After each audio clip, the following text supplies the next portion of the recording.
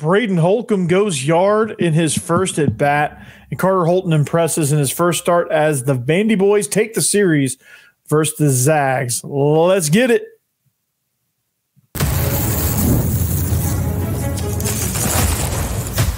You are Locked On Vandy, your daily podcast on the Vanderbilt Commodores, part of the Locked On Podcast Network, your team every day. Welcome into the Locked On Vandy podcast on the Locked On Podcast Network. I'm your host, Corey Burton. On today's episode, we discuss how Braden Holcomb has launched his way into the lineup. The starting rotation is definitely led by two southpaws. And in football, C.J. Taylor looks to make a major impact this season in Clark Lea's defense. Thanks for making Locked On Vandy your first listen each and every day. We are free and available wherever you get your podcasts and on YouTube as a part of the Locked On Podcast Network, your team every day. Today's episode is brought to you by FanDuel. Make every moment more. New customers, join today and you'll get $150 in bonus bets if your first bet of $5 or more wins. So visit FanDuel.com/lockedon to get started. So Braden Holcomb launches his way into the lineup, right? And Carter Holton, was dealing on Friday night, which makes him and Devin Futrell possibly lockdown starters. So we're going to talk about that here in just a second. So Friday night was a very, very positive night for the Vandy boys. You had just an overall team effort, and you had Holton, who went 5 innings. He only allowed 2 runs, struck out 8, and getting the win. You had Grayson Carter topping out at 103 miles per hour on the radar gun. He got the 3-inning save. Is there a plot twist here in the bullpen? Maybe Grayson Carter looking to save, looking to be the closer, as we'll talk about here in a minute, why that matters. Bolger is just absolutely destroying the baseball. Jonathan Vastine he's hitting, he's running, he's fielding. I mean, he's everywhere. Alan Espinal is throwing people out behind the plate. I mean, Friday night was just something that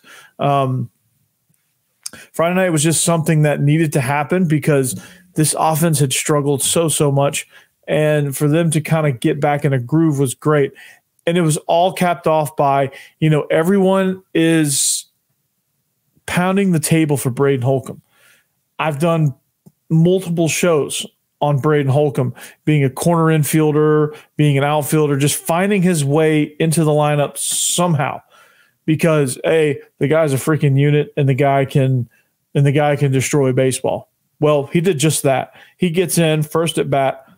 It's 10-2, and there was already some momentum as Colin Barzy. He got a pinch hit lead off. He led off the 8th inning with a pinch hit single, and then Holcomb just absolutely sent a ball into orbit. And it was actually, believe it or not, it was a walk-off, but not in that way, as they were already up 10-2. And so Braden Holcomb ended up starting at first base the next 2 games. And I said that, hey, he's going to be a corner infielder that has the needed power to get this lineup going. And he is just that. I mean, the guy's going to be a fixture in the lineup. And I don't think he had quite the same magic Saturday and Sunday, but hey, he's in the starting lineup now and he's getting at bats. So he's somebody that I think you're going to be able to rely on each and every game as he gets more comfortable. It's the first base spot is not very solidified right now. So for him to be getting reps there is valuable to the team because they need a powerful bat in that spot. They need somebody that's going to hit the baseball, drive the baseball, and possibly send it into orbit. So this team is in desperate need of driving in runs, and Braden Holcomb can do just that. He showed what he's capable of in his first at bat. Now he just needs to continue it, and he's a freshman, so there's going to be a little bit of growing pains there. There's going to be some games, some at-bats where he struggles and he looks like a freshman, and there are going to be some games and some at-bats where you're like, okay, this guy could go to the MLB right now. So, very good outing, though, for him. I think he validated a lot of the claims that I was making, that other people were making, that he needs to find his way into the lineup. And Tim Corbin, I guess, Tim Corbin, if you listen to the show, it seems like you do.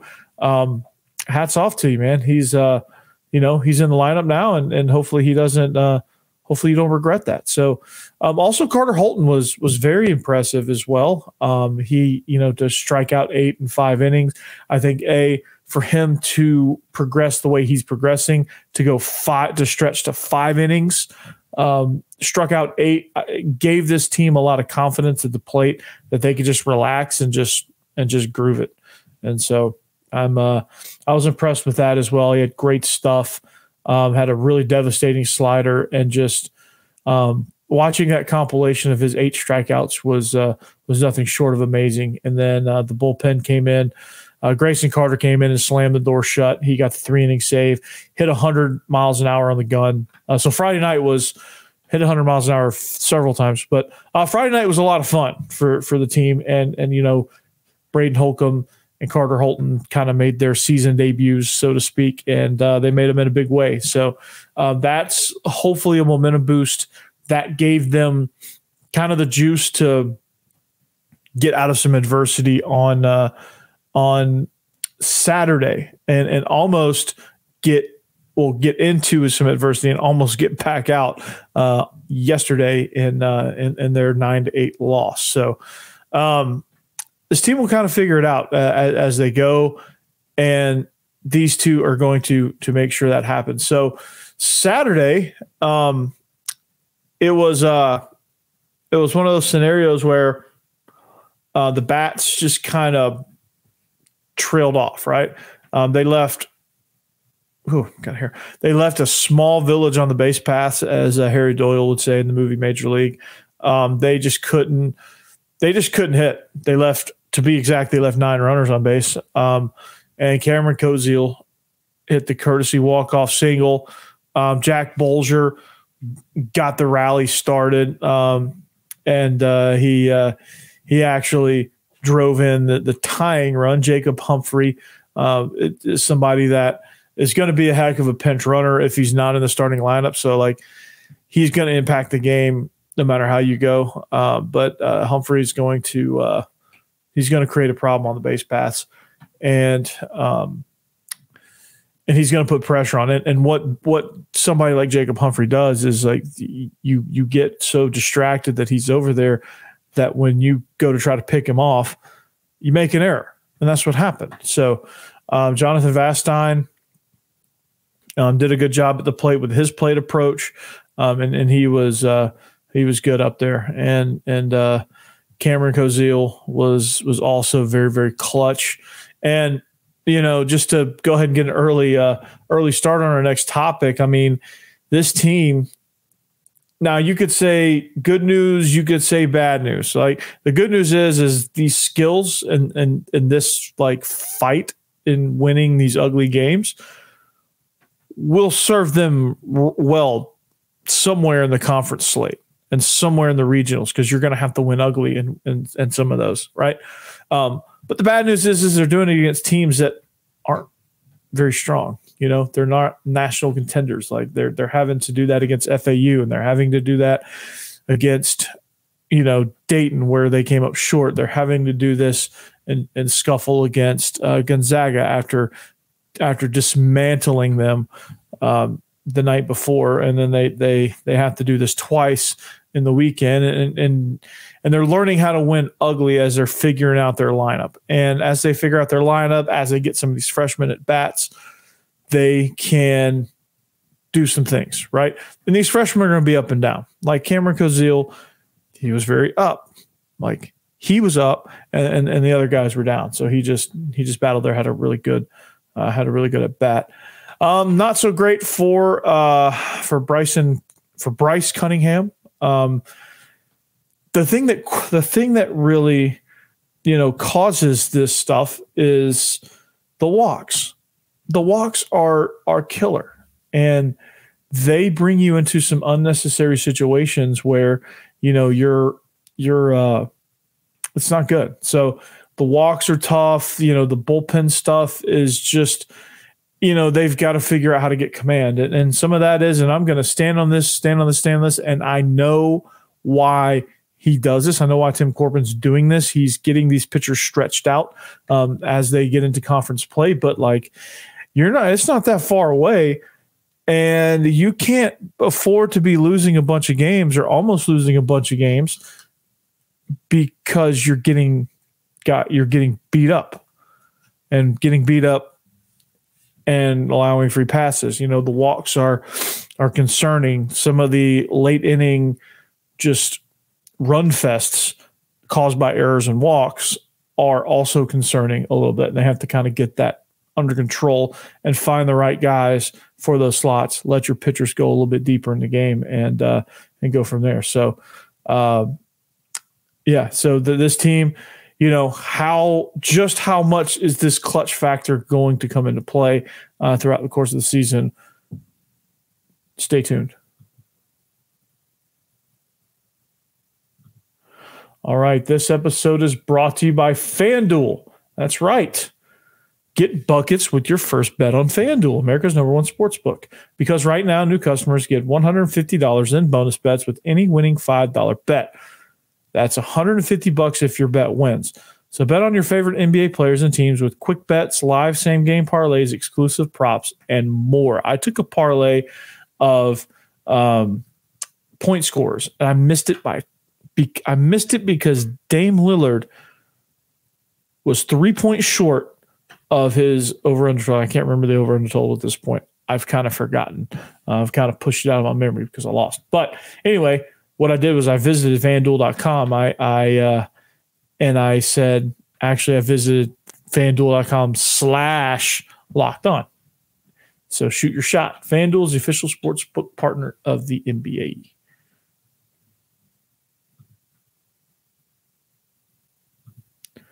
All right. It is the Locked On Vandy podcast, segment number 2. Thank you for making us your first listen every day. Make sure you make Locked On SEC your second listen each and every day. So talking about the clutch factor, the clutch experience, things like that, you know, I think that, you know, and you can say what you want to say. Good news, bad news, whatever you want to say, you can say this. I think it's good news because you're getting these freshmen in here that are getting valuable experience. You're finding your lineup of guys that are going to hit consistently. You're finding ways to scuffle and win these games. And honestly, that's what the regionals are. That's especially what the super regionals are, because like the level of pitching goes way up. So you're not going to be able to, most of the time, you're not going to be able to bomb your way through it unless your pitchers are just having an absolute horrific day. But, you know, I think seeing all of this happen is going to come into handy where teams are just kind of some teams are just kind of cruising through. And also baseball is kind of like a great equalizer sport too. So you got to take that into consideration. You got to factor that in. But, you know, I think being able to have these late inning rallies, whether they come up short or not, I think being able to be in these situations and try to figure out, okay, how do I get this runner over? How are pitchers going to pitch me? You're learning that in the tightest of situations, okay, this is when I'm going to get in certain counts. And this is how they're going to play. And this is what's going to happen. And if I want to stay in this lineup, I've got to make this thing happen. So Jonathan Vastine is somebody that's doing it. Davis Diaz is somebody that's really come through in some clutch situations. Troy LaNeve had 3 hits on Sunday. Jack Bolger is driving in a ton of runs. He's somebody that's having a really nice season at the plate. But like you have all these guys doing these things at the plate and so you're having some freshman moments. You have freshman pitcher giving up a grand slam. You have, Braden Holcomb showing his first chinks in the armor where he made an error where the guy drove one and line drive right at him and glanced off his glove. And you're starting to kind of get some of those things as well. And when you're in these situations and you've got a lot of inexperience, these things are going to happen. And it's better to me, the reason why it's good news is it's better to happen now against Gonzaga so that you're a lot more calm in these situations. So like if you're playing LSU in Baton Rouge and it's a tight ball game and someone drives a line drive at you and you're Braden Holcomb, well, you probably catch that versus weeks prior where you didn't.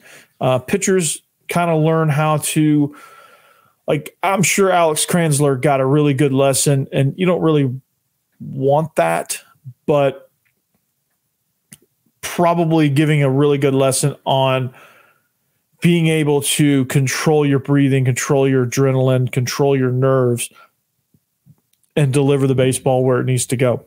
Because I guarantee you that's not where the catcher was set up, and I guarantee you that that's not where he wanted to go. He left the ball up. Jordan Hamburg made him pay.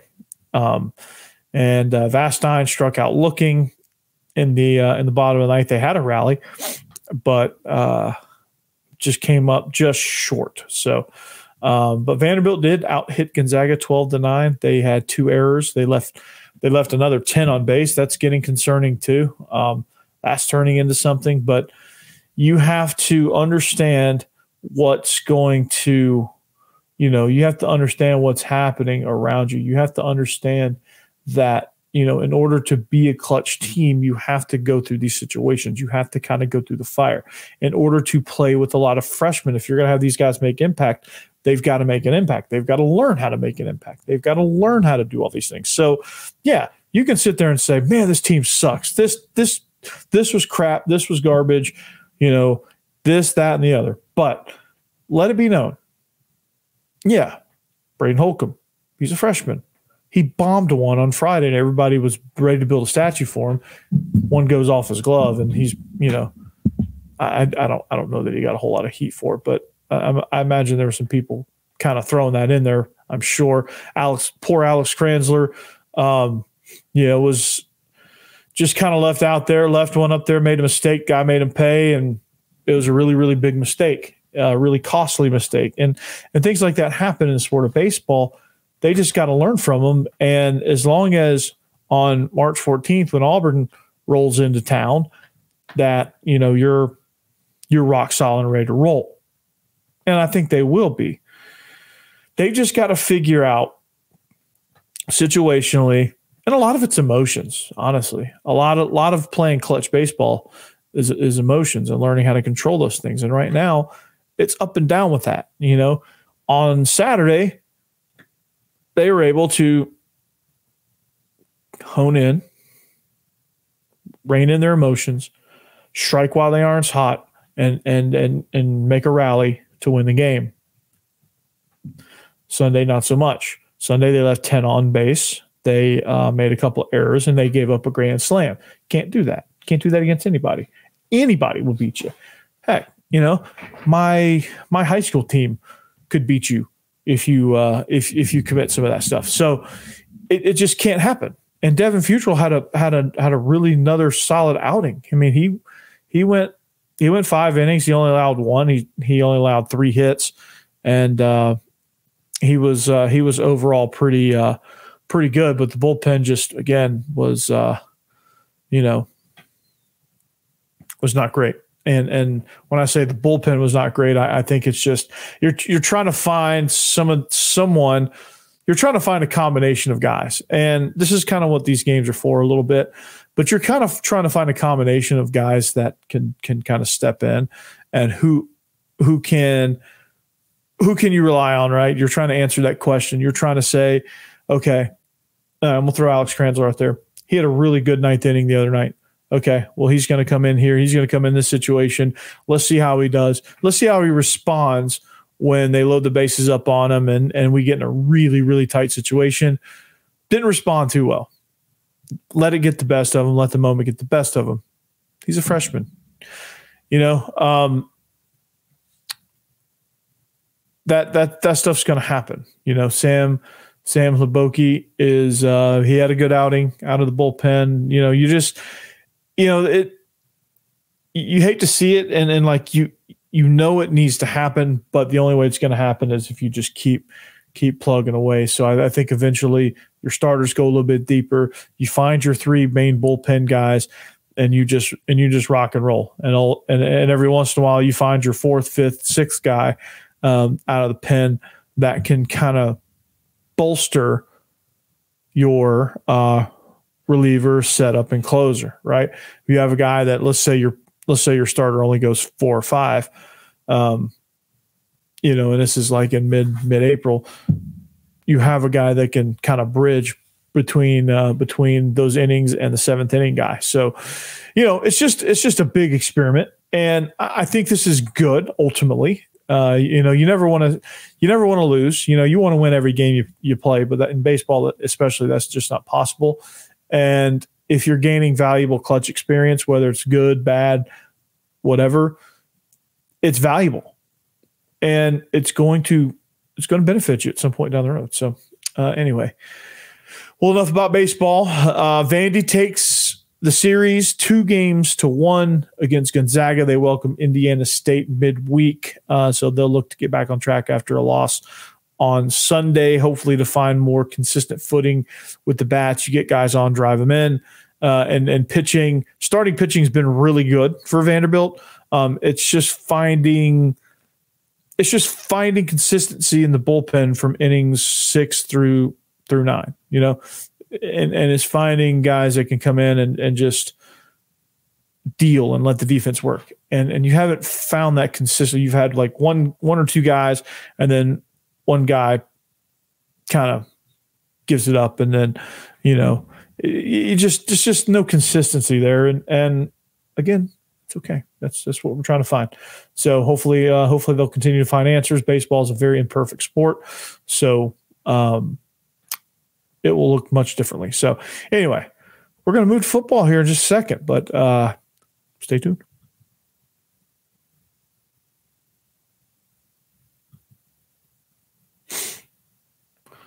All right, welcome back. It is we're going to wrap up the show here in just a minute, but make sure you follow us on social media at Locked On Vandy on X and IG.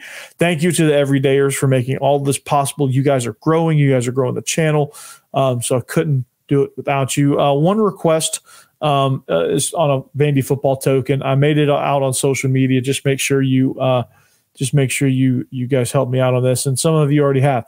I'm looking for a list of what you guys think of the top 12 all-time Vanderbilt football players. And if you want to include somebody on the current roster, go for it. But I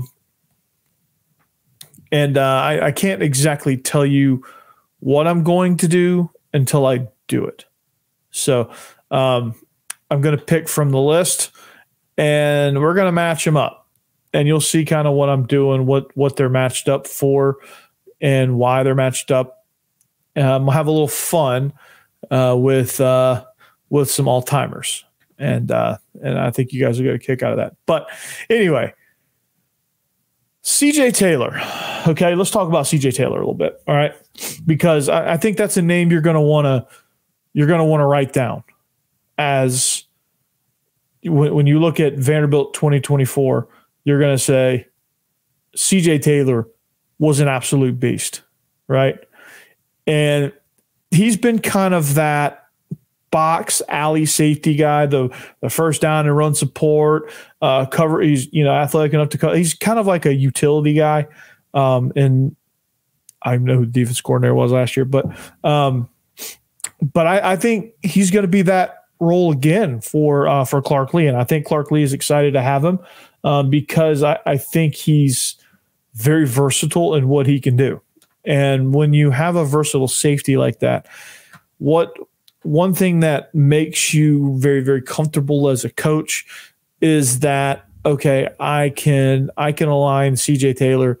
I can align CJ over the ball at 12 yards, say, okay, we're playing man free, go Rob, right? you could have him, down in like a cloud scheme where you have him kind of at like 7, 8 yards to the field or to the boundary or wherever your run strength is, and say, okay, if they run the ball, go knock their face off, right? And if they don't, go make a play.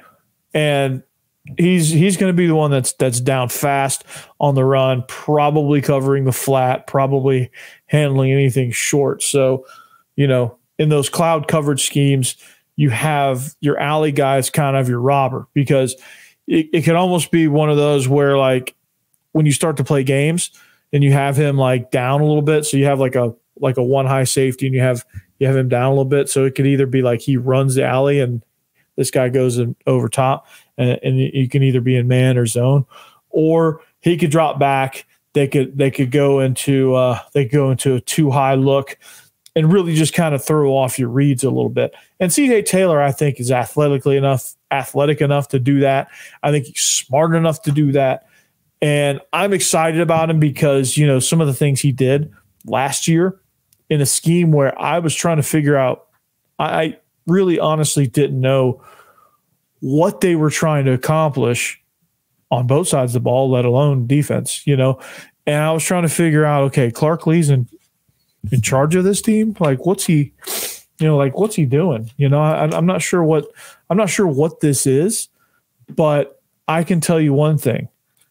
I don't think anybody knows what it is. And so I think you finally get into a situation to where, okay, well, now, you got guys like CJ Taylor that's going to have a well-defined role. Randon Fontenet's going to have a well-defined role. You could go like a 3 safety look to where you have Fontenet as kind of like your hybrid safety linebacker, and you have CJ Taylor as your other safety linebacker, and you can really do some unique stuff with that. You can really do some funky stuff with that, with blitz packages and coverages and things like that. So with him patrolling back there, I think sky's the limit with this defense. I think he'll be the captain, one of the captains of this defense, him and Langston Patterson, who I'll talk about in future episodes. But, as a storyline in the spring, like, I'm interested to see how he takes over this defense.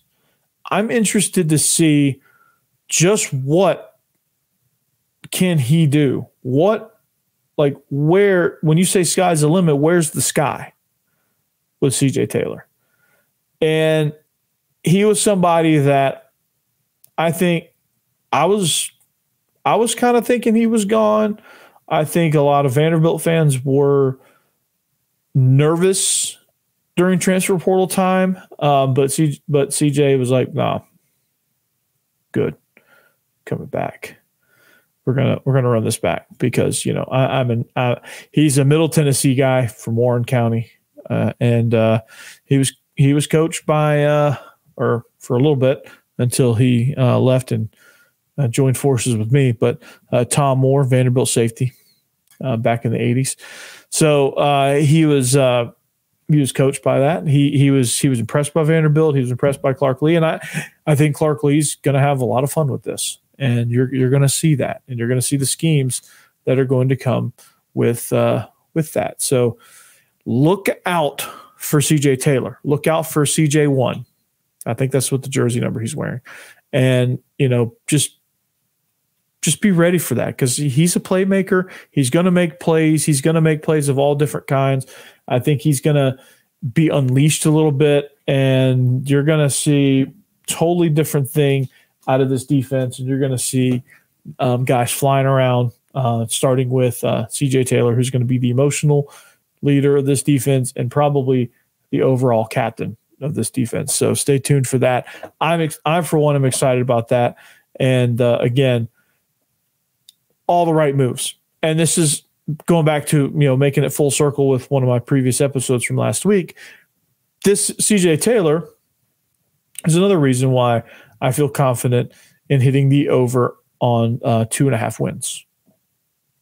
I think he's going to be a pivotal role in that. So anyway, if you like what you're hearing, make sure you follow the show at Locked On Vandy on X and IG. At Coach Burton 36 is my personal X account. You can find me all over the place, all over the internet. Make sure you subscribe. Find us wherever you find all of your podcasts, and thank you for listening. We'll see you back here tomorrow. And of course, as always, you know the drill. Anchor down. Have a great Monday, and we'll see you back here tomorrow.